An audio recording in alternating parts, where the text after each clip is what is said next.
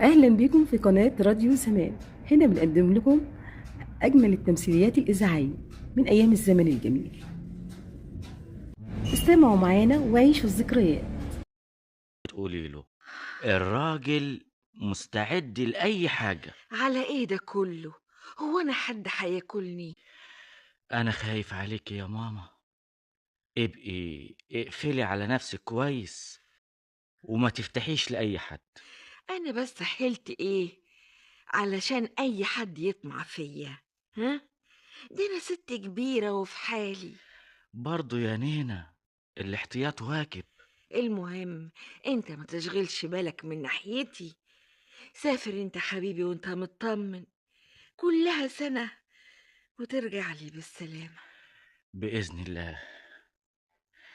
ولو لا سمح الله يعني تعبتي ولا احتجتي لأي حاجة، زي ما قلتلك عليكي والحاج متولي.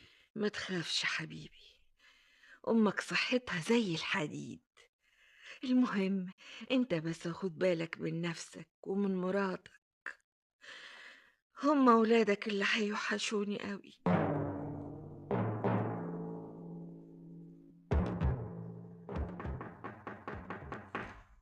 مين؟ مين؟ اوعي تفتحي الباب يا ماما إلا لما تعرفي مين. هيكون مين يعني؟ خلي توكلك على الله. مين؟ انت مين؟ صباح الخير يا أمي. مين؟ آه، الحاجة زينب مش كده؟ ايوه يا اخويا، ايوه، صباح النور. مين حضرتك؟ انتي ما تعرفنيش، بس كل الناس بيتكلموا عنك وعن طيبتك وعن حنيتك. انت مين؟ حضرتك عاوز ايه؟ طيب طب ممكن أدخل؟ أصل يعني الكلام مش هينفع على الباب كده. إيه، طب طب اتفضل. اتفضل يا ابني، اهلا وسهلا. خير؟ ده حتى لو مش خير يا حاجة، الواحد لما يشوفك يلاقي الخير كله. ربنا يخليك. أنا أنا طالب في معهد الموسيقى ومش من مصر، ايوه. يعني مش من القاهرة. ها؟ وأنا عاوز مكان أسكن فيه أنا وزمايلي، والأسعار عندكم هنا غالية جدا. تصوري يا أمي، لقينا أوضة في آخر الدنيا وعلى السطوح. تصور طالبين فيها كام؟ ها؟ طالبين فيها 100 جنيه في الشهر. 100 جنيه؟ وإحنا غلابة، أهلنا هيجيبونا منين؟ العيشة صعبة يا ابني، الله يكون في عونكم. وإحنا بقى جايين عشمانين خير في حضرتك. ها؟ بس انا ما اعرفش حد. يا ريت كنت اعرف لكم شقة ولا حتى أوضة نواحينا. ما هو انت الخير والبركة يا أمي، ده كل الناس في الحتة هنا بتحلف بحياتك والمحروس ابنك وإنسانيته. ربنا يرجعه لك بالسلامة. هو انت تعرفه؟ لا أنا ما أكدبش عليك، أنا ما أعرفوش. ما أنا زي ما قلت لحضرتك أنا مش من هنا، بس الناس الطيبين بيتعرفوا على طول. ده حتى الحتة كلها بيسموا حضرتك الطيبة. الست الطيبة راحت، الست الطيبة جت. محدش واخد منها حاجة. مفيش حاجة بتقعد إلا المعروف والكلمة الحلوة. صحيح، كلام حضرتك مظبوط جدا، واحنا بقى عشمانين في المعروف ده. بس أنا مش هقدر أخدمكوا زي ما سبق قلتلك. أنا معرفش ليكوا هنا أي مكان في الحتة. كان على عيني يا ابني. كده.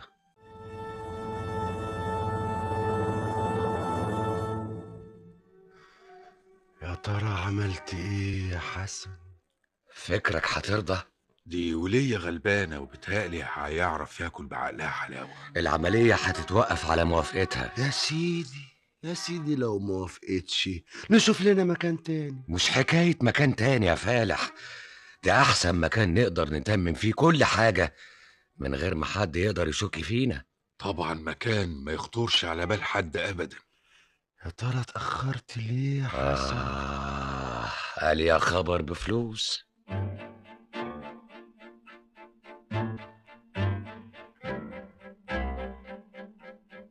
أأجر لكم أوضة؟ أوضة واحدة هنقعد فيها احنا الأربعة، وليك علينا ما تحسيش بينا خالص. لكن يا ابني ودي بس لمدة أسبوع ولا 2 لحد ما نلاقي لها مطرح، وهنسيبك بعدها على طول.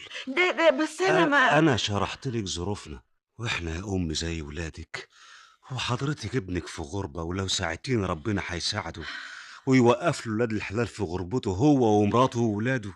يسمع من بقك ربنا. بس الطيب يا أمي لازم يلاقي طيب.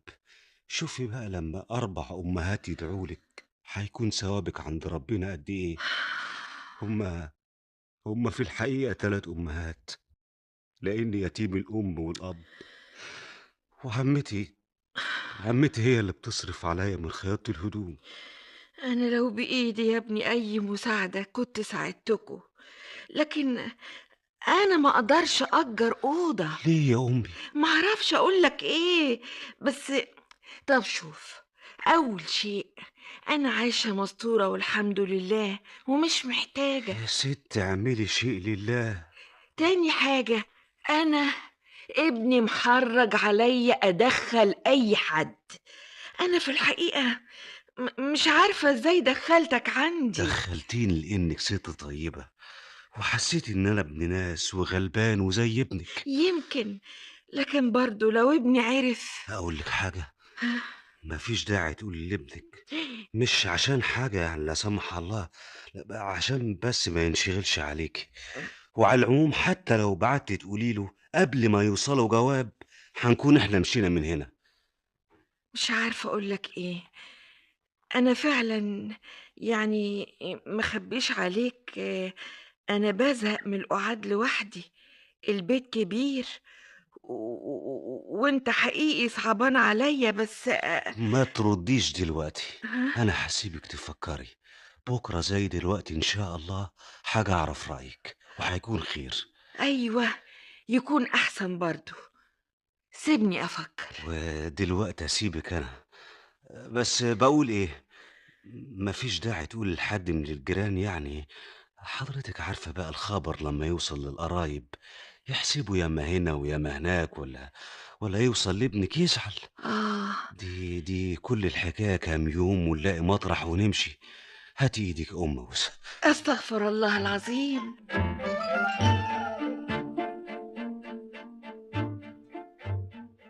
مفيش داعي نقف سوا كده مدة كبيرة.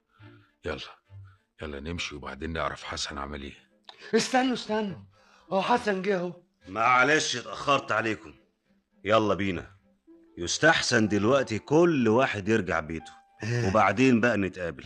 قول لي عملت ايه؟ خير خير خير يا فتحي، مش وقته. يلا بينا.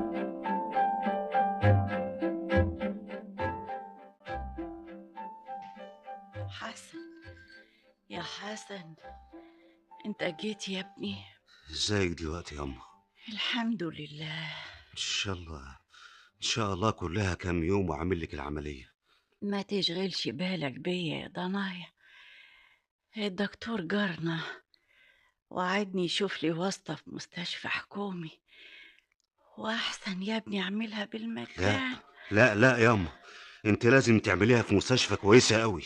يوه يا ابني، وهجيب منين بس؟ انا هدبر المبلغ قريب خالص.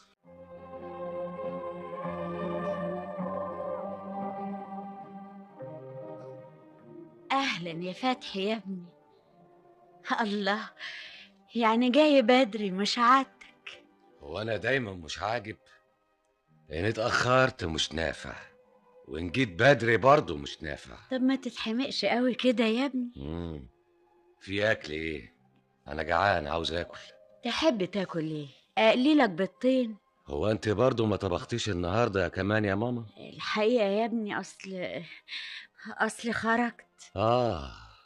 طبعا معاه. وبعدين يا فتحي عيب كده. ومش عيب اللي انت بتعمليه ده يا امي؟ لا مش عيب طبعا، ومش اصول تكلم مامتك بالشكل ده. يعني انت راضية عن اللي بتعمليه ده يا امي؟ وهو انا بعمل حاجة تغضب ربنا لا سمح الله؟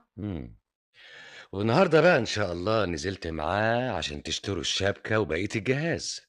لا اسمع يا فتحي، انا قعدت 10 سنين من غير جواز، بعد أبوك ما طلقني لحد ما علمتك وكبرتك، ومن حقي دلوقتي بقى أتجوز وأبص لنفسي. وكان هيجرى ايه بس لما تكملي جميلك للاخر؟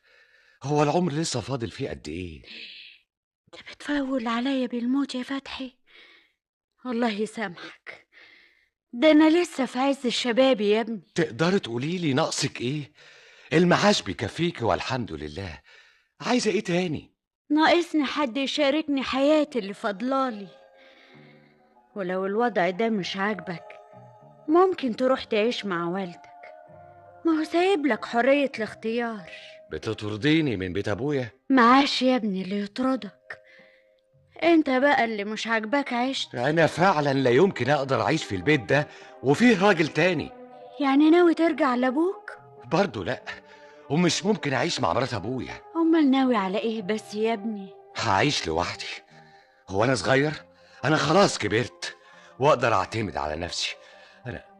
انا بقيت راجل. ايوه بس انت لسه ما خلصتش جامعة، وكل سنة بتاخدها 2. بكره ريحكم مني خالص واشيل هم نفسي. بس لازم تعرف انك لو سكنت لوحدك انا بقى مش هقدر على مصاريف الجامعة ولا حتى ابوك، يبقى هتعيش لوحدك ازاي يا ابني؟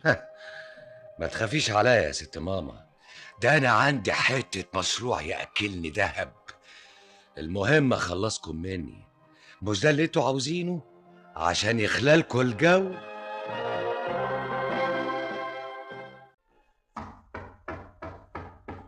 مين؟ مين؟ انا. افتحي يا فكيه، افتحي.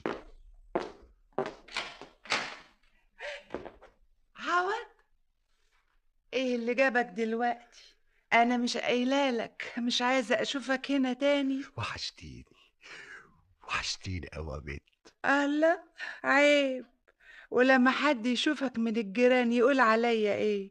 انا ست متطلقه من غير راجل، واخاف على سمعتي يا الدلعادي. معاش اللي يمس سمعتك يا فكيه، ده انا بحبك قوي يا فكيه، وغرضي شريف وانت عارفه. ولما غرضك شريف مستني ايه؟ انا مستعد ابعت اجيب المأذون دلوقتي حالا. طب احلف لك بايه ان انت ما معكش حتى اجرة المأذون؟ يوه، انت ليه بس دايما تقطميني كده يا فكيه؟ اسمع يا عاوض، ايه؟ انا هقولها لك للمرة 20. خير. انا حلوة وصغيرة، قشطه. واحسن معلمين الحتة بيتمنوا كلمة رضا مني. يوه. عليا بس اقول يا جواز، ده المعلم أورن الفكهاني مستعد يدفع لي مهر 1000 جنيه، ومؤخر 20,000، والقسط عبده الميكانيكي مستعد يكتب لي نص العمارة بتاعته باسمي. يا وكمان فكيه، يا فكيه انا بحبك. استنى لما اكملك. والأسطى سيد السباك بيكسب في الشهر يجي 1000 جنيه، طيب يا اختي. ومستعد يجيب لي كل اللي أنا عاوزاه. تروح انت فين بقى فيهم يا شاطر؟ بس انا اللي بحبك يا بيت. ايوه، بحبك قوي يا فكيه. وهم كمان بيحبوني. أنا منكرش إنك عاجبني، قيمة وسيمة ولسه شباب. بس أنا بقى ما يهمنيش، انا لا يمكن اتجوز صبي نقاش اجري. كم مرة وانا اقولك لو كنت مقاول نقاشة وبتشتغل لحسابك وتقدر تعيشني عيشة حلوة كنت افكر اتجوزك. ما انا قايل لك يا فكيه ان في شغلانه كده ان شاء الله هطلع منها بخبطه جامده قوي، هوب، بتخلينا اب فوق فوق فوق على وش الدنيا يا قشطه. شغلانة ايه دي يا واد؟ اسمع، اوعى تكون ناوي تتاجر في الممنوع. لا يا حبيبي، انا ما احبش المشاكل. ممنوع ايه بس يا فكيه؟ ده كلام، دي شغلة كده زي ما تقولي تجارة يعني. أنا الصراحة مش عارف أفهمك إزاي. ما يهمنيش ان افهم. خلاص، خلاص يا ست الكل، انا بس عايزك تستني. اوعى يا فكيهة تدي كلمة لحد، كلها كام يوم هدفع لك مهرك زي ما انت عاوزة. قشطة. ده انا بحبك يا فكيهة، بحبك قوي.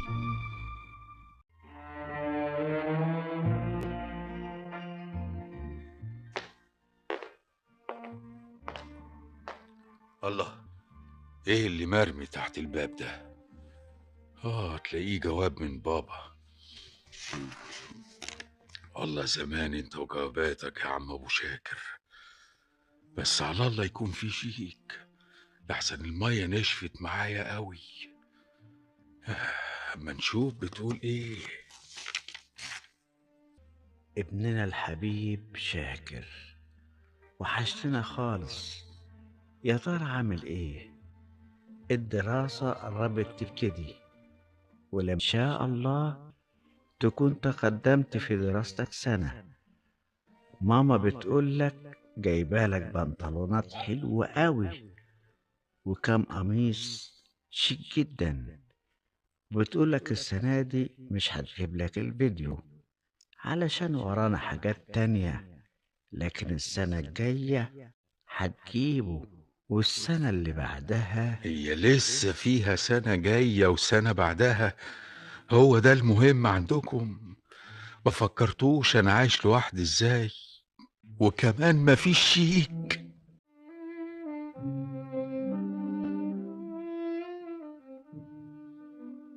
ياه، يا ساتر، دي بالعافية لما قبلت تدينا أوضة. وهنقعد عندها من امتى؟ من الليل لو كنتم عاوزين. ما تخلينا من بكرة الصبح يا جدعان. لا، صبح يا عوض. الأحسن بقى إن مفيش أي مخلوق يشوفنا. احسن. اسمع، هي عندها باب تاني وراني للبيت، بيبص على جنينة مهجورة خالص. حلو حلو قوي. أنا بقى قدرت أقنعها إننا ندخل ونخرج منه، عشان محدش يعرف إننا أجرنا عندها أوضة. الغريبة إنها رضيت. دي ست طيبة قوي. قشطة. طيبة جدا. تصور إن الدموع فرت من عينيها يا عيني. وأنا بحكي لها حكايتنا. حكايتنا؟ أيوة يا أخي، حكايتنا اللي أنا ألفتها لها طبعا. طيب دلوقتي بقى خلونا في المهم، نتكلم في الخطة. انت مجنون؟ ايه؟ الحيطان لها ودان. بصراحة يا جماعة ما كانش لازم أبدا نتقابل إحنا الأربعة، لأن بعد كده هيعرفوا إن اللي عملوا الحكاية دي 4 شبان. إحنا كده بنكشف نفسينا. عموما ما حدش يعرفنا هنا. الحرص واجب أخويا. اسمع يا عوض، أنا عندي فكرة. خلي الكلام بقى لما ندخل البيت، هناك نقدر نتكلم براحتنا. المهم بقى كل واحد منكم يجيب معاه شنطة صغيرة. ايه لزوم الشيلة يعني؟ شيلة ايه؟ شنطة يكون فيها شوية هدوم، ان شاء الله حتى غير واحد. معاك حق، عشان يبان اننا جايين من سفر. ايوه، وما تنسوش كمان تجيبوا شويه كتب كده، قال يعني احنا تلاميذ وطلاب. دي بقى سيبوها عليا انا. ايوه يا سيدي، ما انت بقى اللي طالب جامعي فينا بصحيح.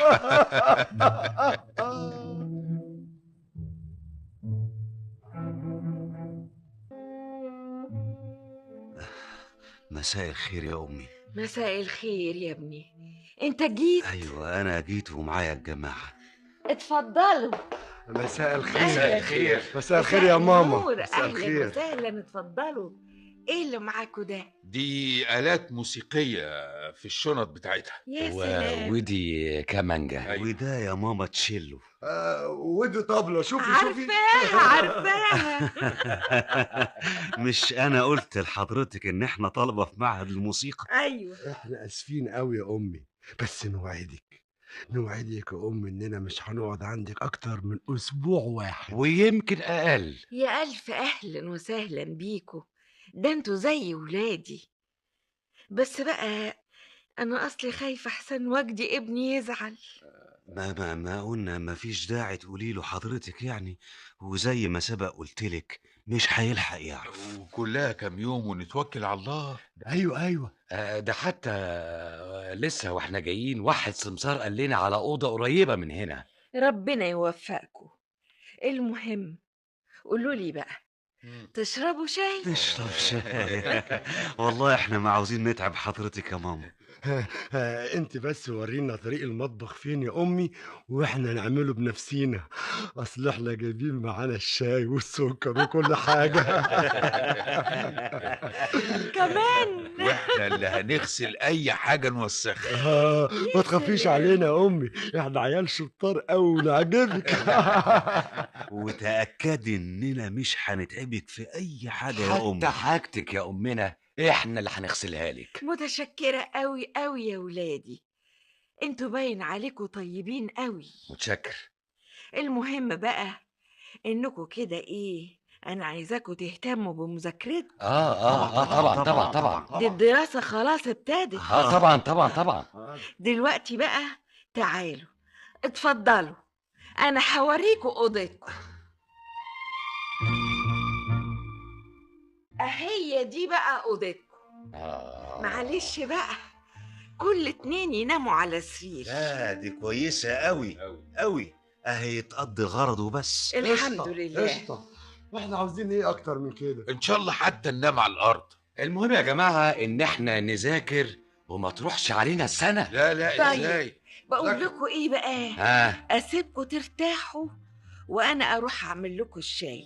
معلش النهارده بس انا هعمل الشاي بنفسي. ربنا يخليك لينا. بس بقول ايه؟ قول يا ابني. احنا بقى عاوزين منك مفتاح الباب اللي وراني. ايه؟ مفتاح الباب اللي وراني عشان لو اتأخرنا بالليل يعني ما نزعجكيش. وايه بقى اللي هيأخركم؟ ما هو يعني حضرتك عارفه اننا يعني ساعات بنذاكر عند جماعه اصحابنا والمذاكره بتحب السهر. ايوه يا امي، وعلشان محدش يشوفنا برضو لو رجعنا من الباب الرئيسي. وحضرتك بتقولي مش عاوزه حد يعرف علشان الخبر ما يوصلش لابني. والباب اللي وراني بيطل على غيط، ما حدش هيشوفنا. خلاص اللي تشوفوه. خد يا ابني المفتاح اهو. متشكر قوي يا امي.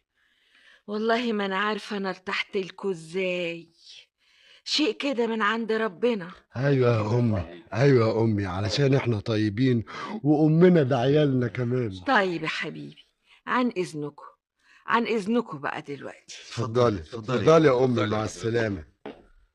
انا مش مصدق نفسي يا جدعان. جميل قوي. معقوله الوليه دي تصدقنا كده من اول مره؟ مسكينه طيبه قوي. ما هم مسمينها في الحته الطيبه. ودلوقتي بقى يلا بينا نكمل الخطه بتاعتنا.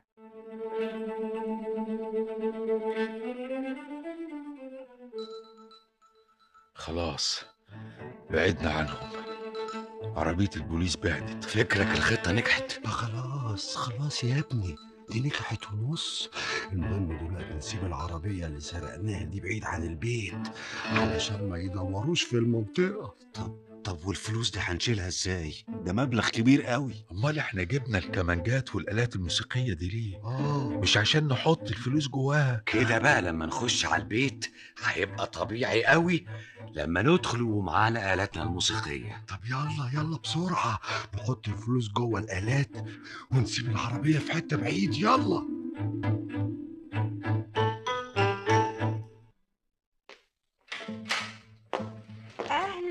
اهلا وسهلا. اتفضلوا انتوا جيتوا.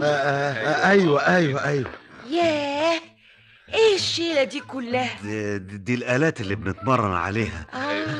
انا مش سبق قلت لحضرتك اننا في معهد الموسيقى. ايوه صحيح. ياه، دي كمانجة كبيرة قوي. لا يا ماما، دي مش كمانجة، دي اسمها يا ابني انا مالي ومال اسمها. اتفضلوا انتوا استريحوا، تلاقيكوا تعبانين يا حبيبي. يلا فعلا يا ام تعبانين قوي. انا بقى محضره لكم فضلة خيركم صينية بطاطس، انما ايه هتاكلوا صوابعكم وراها. ما فيش داعي تتعبي نفسك يا امي. لا، ما هي يا ابني الاكل في المطاعم ما بيبرش الواحد. ادخلوا انتوا بس غيروا هدومكم على بال ما احضر لكم السفرة. عن اذنكم. يا الست دي غريبة أوي، فيها حاجة تخلي الواحد يحبها. ما احنا اخترناها علشان كده.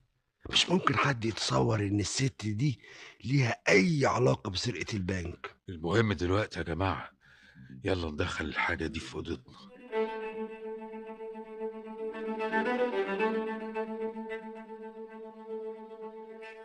ياه، ايه الفلوس دي كلها؟ قشطة قشطة، ده الواحد تعب من كتر العد يا ابني. حوالي 2 مليون جنيه غير الدولارات، يعني كل واحد هيكون نصيبه 1,000,000 جنيه تقريبا. افتكر يا فكيهة، دول يخلوكي ترقعي تحت رجلي. المهم أم هتعمل العملية في أحسن مستشفى، وانا اشوف شقة اعيش فيها بحريتي. وخلي امي بقى تتهنى بجوزها، وابويا هو كمان يتهنى بمراته. وأنا هبعت لأبويا وأمي يرجعوا مصر على طول. هما مستنيين لما يجيبوا الفيديو. خلاص يا سي بابا، أنا اللي هجيبه. الفيديو المرة دي عليا أنا. قشطة على الفيديو. بس التمن كان غالي أوي. اقرا الحادثة، حادثة سرقة البنك. اقرا الحادثة، حادثة سرقة 3 مليون جنيه. مين؟ الجرنان يا حاجة، اقرا الحادثة. حادثة ايه كفالة الشر؟ حادثة البنك، حرامية سرقوا بنك، سرقوا حوالي 3 مليون جنيه. 3 مليون جنيه؟ سرقوهم ازاي دول؟ شياطين بعيد عنك، لكن بكرة البوليس هيجيبهم. هيروحوا فين؟ على رأيك أنا عارفة الناس جرالها إيه. خد يا ابني. ما تخلي يا حاجة. اقرا الحادثة، اقرا الحادثة، حادثة سرقة البنك. يا ولاد، انتوا فين يا ولاد؟ ايوه يا امي، في حاجة؟ تعالوا اقروا الحادثة. بيقولوا في حرامية سرقوا بنك، 3 مليون جنيه. حد يصدق؟ هو انت بتعرفي تقري يا امي لا مؤاخذة؟ الله، امال جايبه جورنال ليه بقى؟ ده انا متعلمه لحد الابتدائيه بتاعت زمان. شوف بقى على ايام الابتدائيه كانت ايه. هقراها انا الاول وبعدين هبقى اديهولكوا، ولا انتوا عاوزين تقروا الجورنال لا الاول؟ لا لا لا لا امي، لا، على راحتك اقريه انت الاول، اصله ما يهمناش.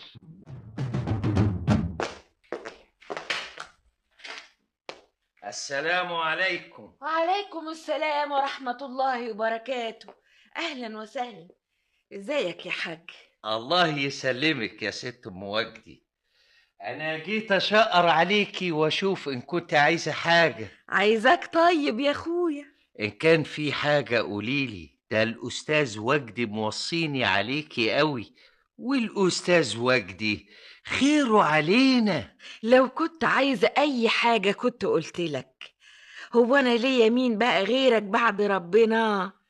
يعني اسيبك وانا مطمن؟ اطمن خالص، انا بخير يا حاج والحمد لله، وشايلاك للعوزه. طيب استاذن انا بقى. اها، ودي تيجي؟ اقعد لما تشرب الشاي. المره الجايه ان شاء الله. سلام عليكم. وعليكم السلام ورحمه الله وبركاته. مع الف سلامه. إيه يا أمي، في حاجة؟ أنا سامعك بتتكلم مع حد. ده الحاج متولي، ده راجل بقى غلبان وابن حلال، وابني موصيه عليا، وكتر ألف خيره جاي يشقر عليا. ويا ترى عارف إن إحنا هنا؟ لا طبعا لا. احنا اتفقنا على ايه؟ على إن مفيش حد تاني أبدا يعرف. يبقى خلاص.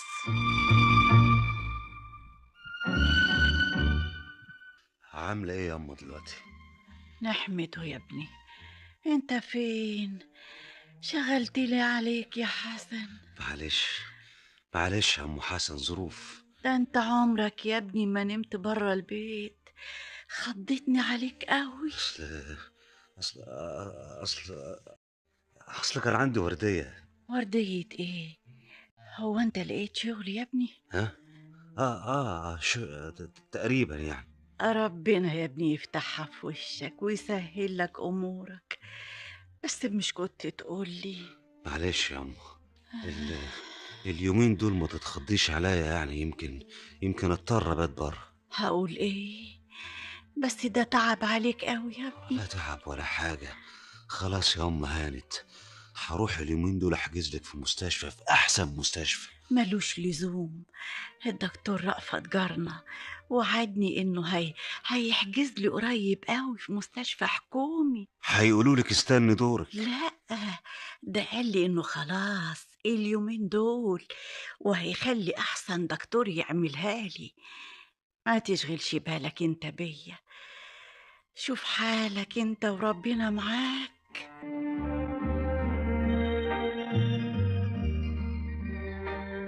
كنت فين يا ولد ليلة امبارح؟ كنت مطرح ما كنت. تلاقيك رحت عند ابوك، بس برضو كان واجب يكلمني ويقولي، لكن هو كده طول عمره يحب يشغلني. يشغلك على ايه؟ حضرتك عندك اللي شاغلك ومخليكي مش دريانة بالدنيا. اتأدب يا فتحي في كلامك. على العموم انا جيت بس اخد شوية حاجات، وقريب خالص اخد بقية حاجتي، وبعدها ان شاء الله مش هتشوفوا وشي تاني. ايه الكلام اللي بتقوله ده يا فتحي؟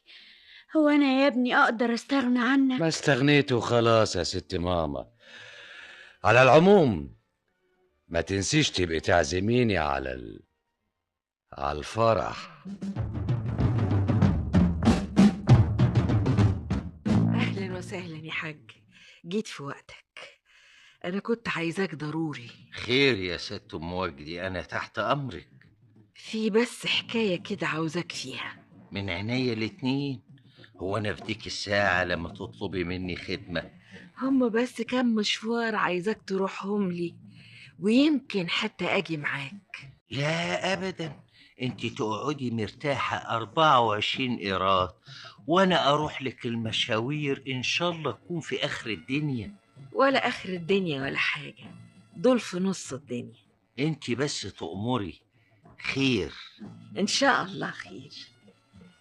المهم أنا دلوقتي هجيب لك العناوين وهقول لك على كل حاجة.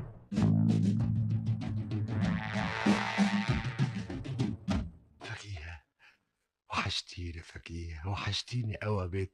كنت فين يا واد؟ معلمك كان بيسأل عليك، بيقول انك ما طلعتش الشغل معاه بقالك كام يوم. معلمي؟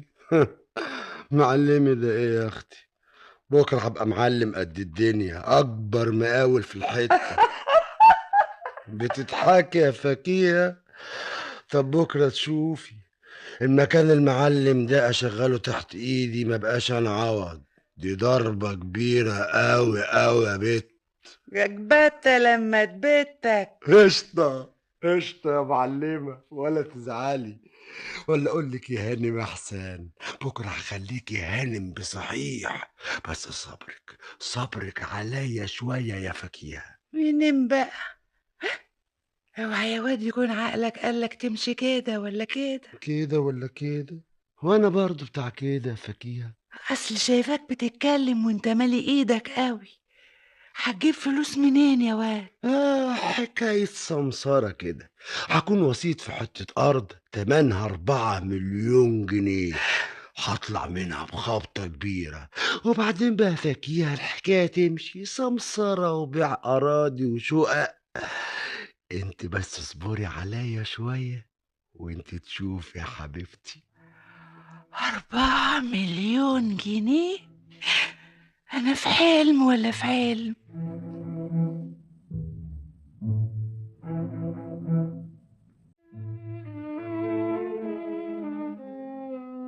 يا حبيبي يا ابني، مالك؟ ده انت سخن قوي. تعبان قوي. بسم الله الرحمن الرحيم. يا قلب امك، استنى، انا هروح اجيب لك اسبرينة واعمل لك كوباية شاي وانت تبقى زي الفل. كتر خيرك، كتر الف خيرك. لا، ما تقوليش كده، ده انتوا دلوقتي امانة في رقبتي يا حبيبي. حسن، مالك يا حسن؟ تعبان قوي يا فتحي. خليك معاه يا فتحي يا ابني، خليك معاه على ما اروح اعمل له الشاي.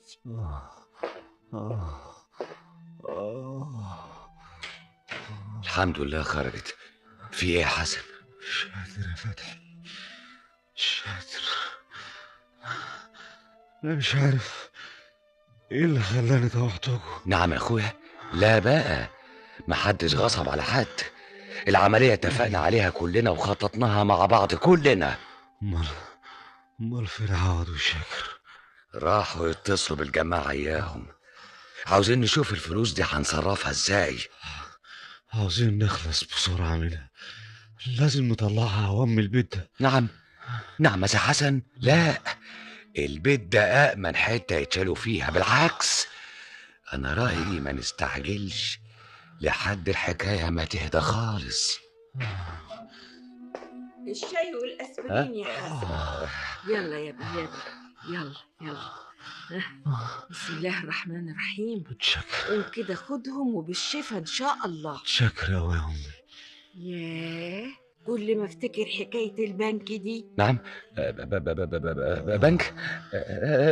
بنك ايه؟ سرقة البنك، ال4 مليون جنيه. يا أمي، واحنا مالنا؟ خلينا في حسن.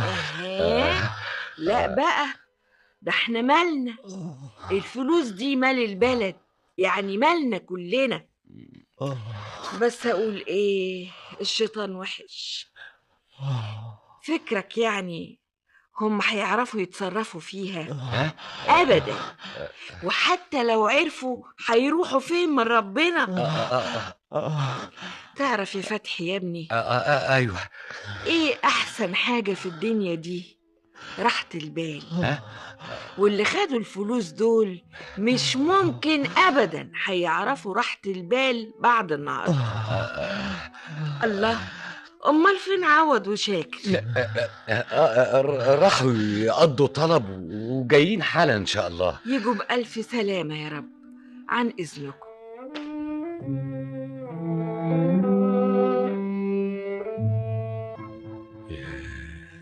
جواب تاني، هو ده اللي أنا باخده منكم، جوابات وهدايا تبعتوها لي.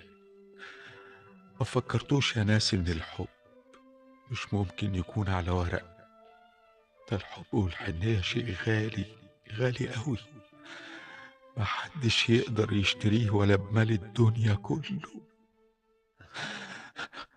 مالك يا شاكر؟ انت بتكلم نفسك؟ أصلي رحت البيت لقيت جواب تاني من أبويا. العلاقة بيني وبينهم بقت جوابات وبس. المهم دلوقتي يا جدعان بقى، انا عايز فلوس، محتاج فلوس قوي، وبفكر يعني اخد قرشين من هنا. استنى، هتعمل ايه يا مجنون؟ سيب الكمانجة دي. ما تخافوش ما تخافوش، انا هاخدهم من نصيبي. مش حكاية نصيبك، الفلوس دي ممكن تكون معروفة، مش لازم نجازف دلوقتي. ده انت جبان قوي يا جدع، وانا لما اروح اشتري اي حاجه بمبلغ بسيط حد هيعرف مين اللي اشترى؟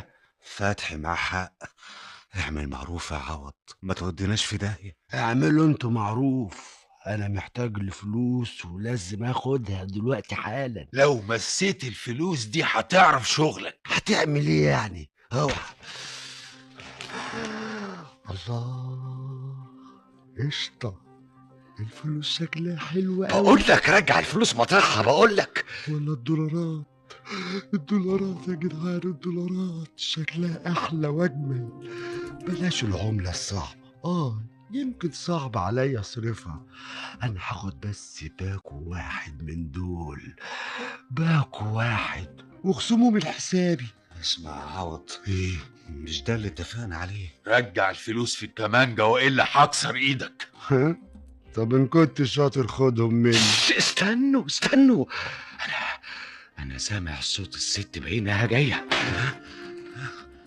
ايه يا ولاد مالكوا سامعاني كده زي ما تكونوا بتتخانقوا؟ خب الفلوس اوام. لا لا لا لا يا امي، ده احنا كنا بنتناقش على حاجه كده في المزيكا. المزيكا؟ آه. يا سلام. على فكرة بقى، أيوة. انا ما سمعتكوش بتعزفوا حاجة، مع ان انا بحب المزيكا قوي. ضروري هنبقى نسمعك حاجه كلها مزيكا كده. طبعا نسيتوني، انا كنت جاية اقول لكم ايه، مع ان الجورنال في ايدي. خدوا اقروا بقى. البوليس قريب قوي هيعرف اللي سرقوا البنك. ازاي؟ بيقولوا انهم 4، والبوليس ضروري هيعرف مين ال4 اصحاب اللي ملمومين على بعض. ما هو في 4 اصحاب كتير. ايوه يا ابني انا عارفه. بس بقى البوليس عندنا شاطر قوي وضروري هيمسكهم. اهو الجورنال اهو، عن اذنكم بقى.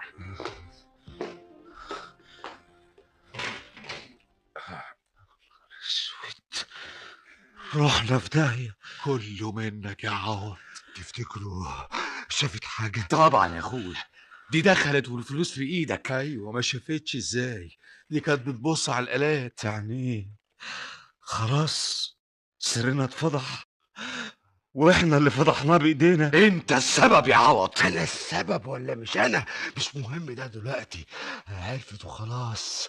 ما انتوا سامعين كلامها؟ ايوه سامعينه، ولازم نشوف حل. مفيش حل غير انها تموت. ايه؟ ايوه تموت. واحنا محدش شافنا عندها خالص. تقتلوها؟ نقتلها. ايوه، ما تطلعش نفسك تقول نقتلها. لا لا لا لا لا، يجرى اللي يجرى، لكن لا. قتل لا يا عوض حبيبي، لا. لو انت مستغني عن نفسك، احنا مش مستغنيين عن نفسينا. هي ست كبيرة وخدت نصيبها من الدنيا، لكن احنا لا. ايوه عوض معاه حق. اصل الحكايه ما عادش فيها تفكير، يا هي تموت يا احنا كلنا ضعنا. طيب ومين اللي مش انا ولا انا. وانا طبعا برضو ولا انا. هي في الحقيقه تصعب علينا كلنا. هي ست أميرة فعلا، لكن هنعمل ايه؟ دي لسه كانت جايبه لي الدواء من شويه. ايوه، وانا ياما شفتها بالليل بتقوم تقفل الشباك علشان ما نبردش. وانا كمان كانت تحط لي اكل زياده علشان عارفاني اكيل، لكن هنعمل ايه؟ مع ان مش متفقين نقعد معاها ناكل هنا. دي حنينه قوي. المهم دلوقتي مفيش وقت. دي ممكن تروح دلوقتي تبلغ البوليس. والعمل؟ انا عندي فكره. ايه؟ نعمل قرعه. نكتب اسامينا في ورقه، واللي يطلع اسمه هو اللي يقتلها. قرعه؟ احسن فكره. يلا بسرعه قبل ما تبلغ. اوام حكمتوا عليها بالموت؟ مفيش غير كده. حسن. لا لا نعم. لا يا اخويا، لا. ايه ده؟ القرعه طلعت عليك. مش ممكن. يلا يا حسن، المسدس اهو، ملوش اي صوت، رصاصة واحدة وينتهي كل شيء. وبعد كده ناخد الفلوس ونهرب على اي مكان تاني. ايوه، ولا حد شاف ولا حد دري. اسمع حسن، احنا خلاص بقينا مجرمين ولازم نكمل.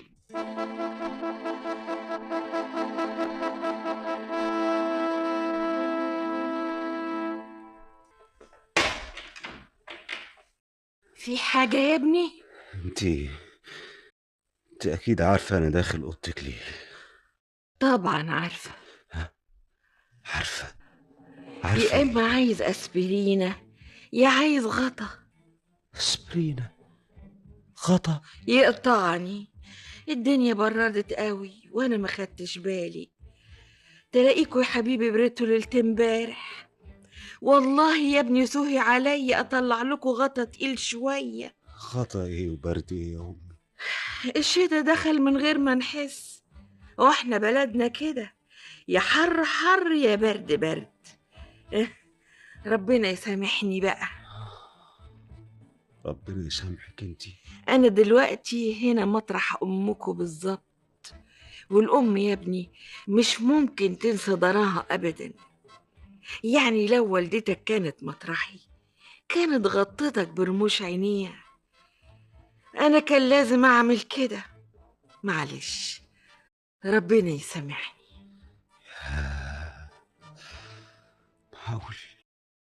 معقول في حد في الدنيا ممكن يكون طيب بالشكل ده؟ نعم، انت بتقولي حاجة؟ مش عارف اقول لك ايه. انت عندك اولاد؟ ايوه، ابن واحد ومسافر زي ما انتوا عارفين. على فكرة انا جالي منه جواب النهاردة، والنبي بقى خد اقراه علشان تشوف ابني حنين عليا قد ايه. هما كلمتين، خد بس اقراه. أمي الحبيبة، وحشاني خالص، وحشاني ولم يمضي على سفري سوى أيام. مشغول عليك يا أمي، ومش عارف إزاي أنا سبتك وسافرت. الولاد بيسألوا عليك دايما، ربنا ما يحرمهمش منك أبدا. أنا مبسوط في البلد دي، لكن أي شيء هنا مش ممكن أبدا يغنينا عنك وعن حنيتك. ده أنا بعد الأيام لحد ما أجي وأشوفك. أم الحبيبة، تقبلي سلامات سلوى اللي وحشتيها خالص، وقبلات عديدة من الأولاد. ابنك وجدي. ما عندكيش غيره؟ لا، ربنا ما أردش، لكن بقى ربنا رزقني بولاده، ولد وبنت زي القمر.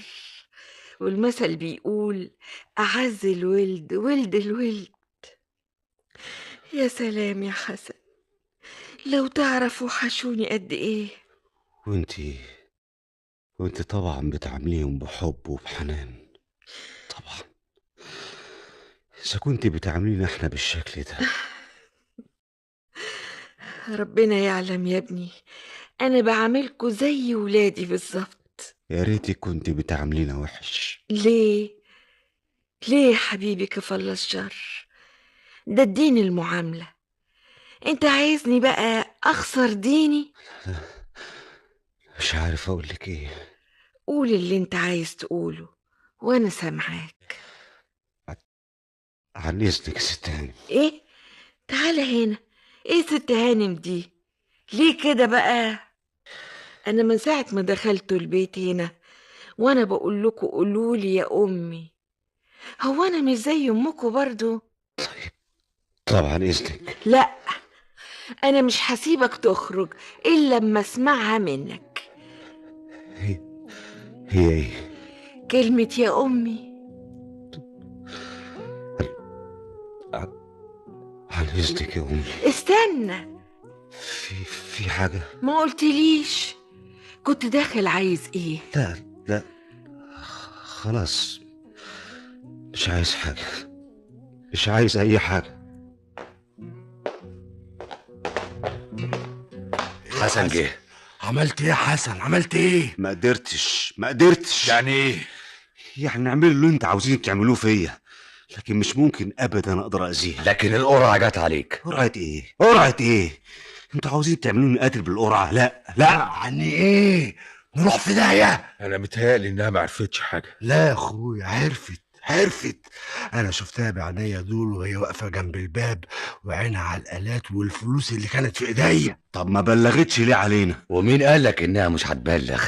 هي بس مستنيه الفرصه اللي تقدر تخرج فيها. لا مش ممكن اقدر اقتلها وخلاص. ما اقدرش ابقى قاتل، ما اقدرش. احنا دلوقتي في نظر القانون مجرمين وانتهى الامر. احنا سرقنا لكن ما قتلناش. ما تنساش كان معانا سلاح وهددنا بيه، واستعملنا الرصاص كمان. ايوه بس جت في رجل الراجل، احنا ما موتناش حد. ايوه بس اسمه شروع في قتل.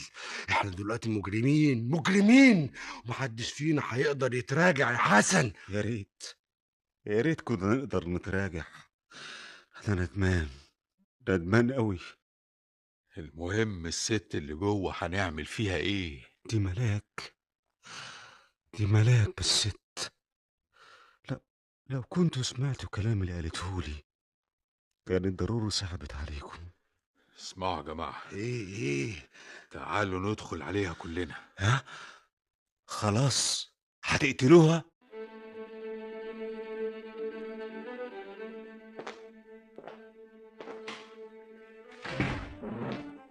اسمعي يا ست انتي.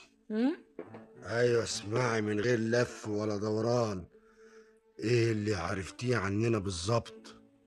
عرفت انكم الحرامية اللي سرقتوا البنك. ايه؟ عرفتي؟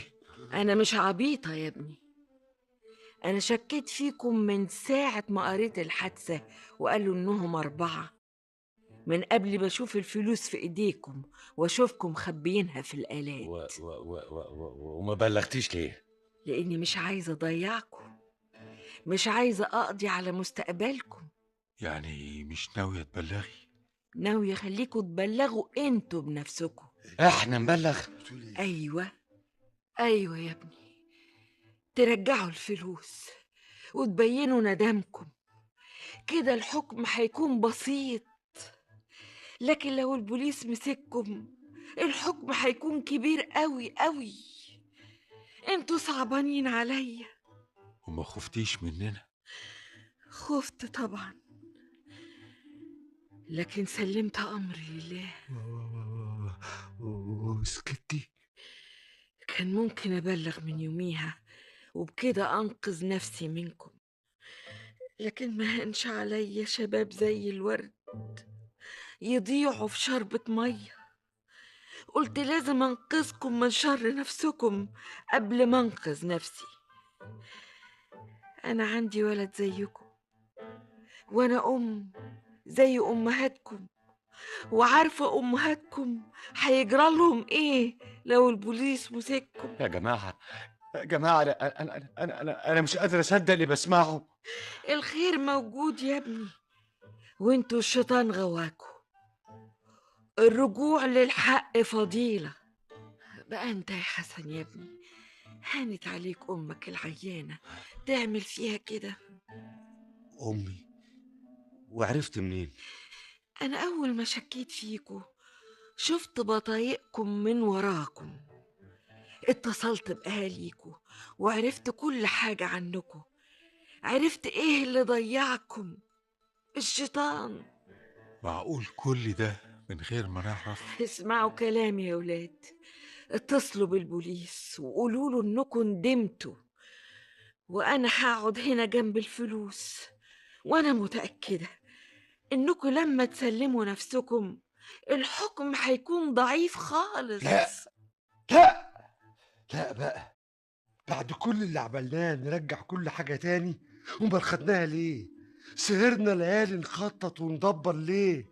وبعدين نرجع الفلوس؟ لا لا مش ممكن. أيوة، ده احنا خاطرنا بعمرنا، كان ممكن نتضرب برصاص ومع ذلك خاطرنا بروحنا. وبعدين عايزيننا نرجع كل حاجة؟ يا جماعة يا جماعة، هو ده الكلام الصحيح، نرجع كل حاجة.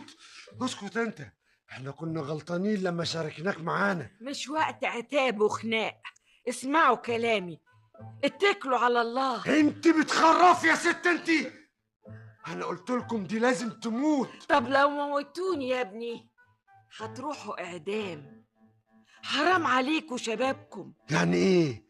عايزه تفهميني ان احنا نهمك اكتر من نفسك؟ انا واحدة لكن انتوا 4. انا نفسي انجيكوا. ليه ما تقولوش ان ربنا خلاكوا اخترتوني انا بالذات عشان ترجعوا لعقلكم على ايديا؟ انتوا يا ابني مش مجرمين، انا عرفت عنكم كل حاجة.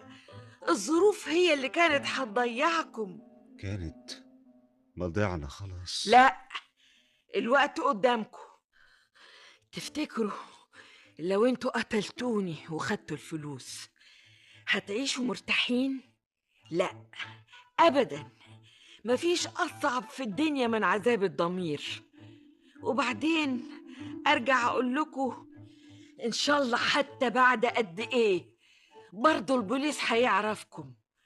دي فلوس بتبقى معروفة يا ابني، والبوليس عندنا شاطر جدا.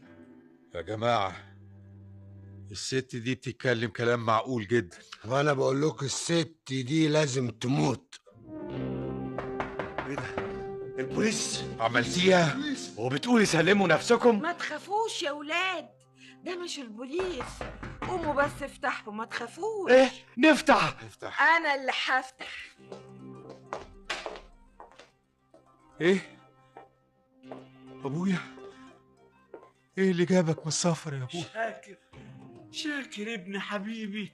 فتحي امي حسن.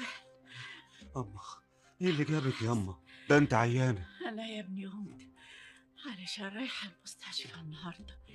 الدكتور حجز لي مستشفى حكومي كويسة قوي. ليه عملت كده يا حسن؟ ليه؟ أنا مش فاهم حاجة. أنتوا عرفتوا طريقنا إزاي؟ وأنت يا أبويا جيت من السفر إزاي؟ ما انا اللي بعتله تلغراف وقلت له الحق ابنك هيضيع. وعرفت إزاي يا أبويا العناوين دي؟ ومين الراجل ده؟ ده الحاج متولي، كان ابني وصاني ألجأ له وقت اللزوم. كتر ألف خيره، هو اللي ساعدني بعد ما أقنعته إننا ما نبلغش. اتفضل يا حاج. ده في كمان مفاجأة تانية. تعالي يا فكيهة، اتفضلي ادخلي. فكيهة؟ انا مش فاهمه حاجه، مش فاهمه غير ان الحاج ده اترجاني اجي هنا. طب ودي يا حاج عرفت عنوانها ازاي؟ من البطاقة برضو؟ لا، لما سألت عليك في عنوانك ضحكوا الجيران وقالوا لي اسأل عليه عند فكيهة وادولي عنوانها. الحقيقة الست مواجدي لما عرفت انه كنتوا اللي سرقتوا البنك اتصلت بيا وخلتني اتصل باهاليكوا وبكل الناس اللي يعرفوكوا. الحمد لله الحمد لله. ساعة ما وصلنا التلغراف كان في طيارة في نفس اليوم، فجيت على طول. أنا مهم عندك يا بابا للدرجة دي؟ معقولة؟ أنا محتاج لك أوي يا أبويا. واحنا خلاص مش هنسيبك تاني أبدا. بعد إيه؟ بعد إيه؟ الفرصة لسه قدامكم كلكم، وانتي واقفة ساكتة ليه كده يا سامية هانم؟ مش عارفة أقول إيه. أنا السبب. خلاص يا أمي خلاص، ما تعيطيش. بكرة تعيطي أكتر وأكتر. لا يا ابني لا، أنا خلاص مش هسيبك أبدا. هاخدك في حضني يا حبيبي، هحميك من كل شيء، هعوضك عن كل اللي فات. والعريس اللي جاي؟ خلاص يا فتحي خلاص، أنا مش ممكن أفكر في الجواز ده تاني أبدا. ده أنا ماليش غيرك أنت يا حبيبي. دي البصة في وش ابنك تسوى الدنيا بحالها. الله، طب وانا بقى مالي ومال اللي حصل ده؟ انت السبب يا فكيهة. رحت في داهية علشانك، انت السبب. ليه هي الدلعة دي؟ كنت قلت لك اسرق ولا اسرق؟ يا ولاد كل شيء هيتصلح، كل شيء هيتصلح، والأمل في ربنا وفي اللي هنعمله. يعني إحنا لو سلمنا نفسنا هيخففوا الحكم؟ طبعا يا ابني طبعا، وده أول شيء هنعمله. وانا كمان. وانا طبعا. ولولا الست الطيبة دي اللي ربنا رماها في سكتنا كان حصل شيء تاني. يلا بينا على الاسم. طب والفلوس؟ أنا هنا هقعد جنبهم. طب والنبي أشوفهم بعناية قبل ما تسلموهم، أشوفهم من نفسي. الفلوس ملهاش قيمة ولا حتى طعم، من غير الأمان والحب والحنان. شكرا لكم لحسن الاستماع، ولو حبيتوا التمثيلية ما تنسوش الاشتراك في قناة راديو زمان، وانتظروا المزيد من الأعمال الزمن الجميل.